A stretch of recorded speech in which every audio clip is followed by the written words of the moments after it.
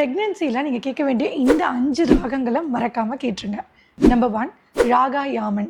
இது அந்த பேபிக்கு எமோஷனல் ஸ்டெபிலிட்டி கொடுக்கறதுக்கும் மென்டல் கிளாரிட்டி கொடுக்கறதுக்கும் ரொம்பவே ஹெல்ப் பண்ணும். Number 2 is raga Hamsadhwani.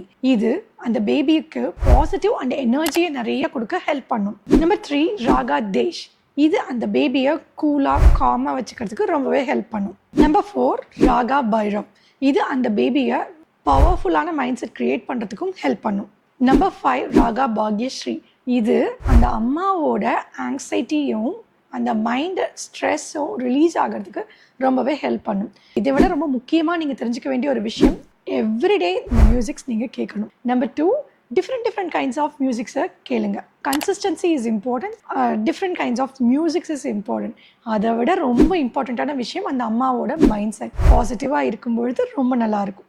மறக்காமல் இந்த ரீலை சேவ் பண்ணி வச்சுக்கோங்க. அண்ட் ப்ரெக்னெண்ட்டாக இருக்கிற அந்த ஃப்ரெண்டுக்கு ஷேர் பண்ணி விடுங்க. Have a happy pregnancy.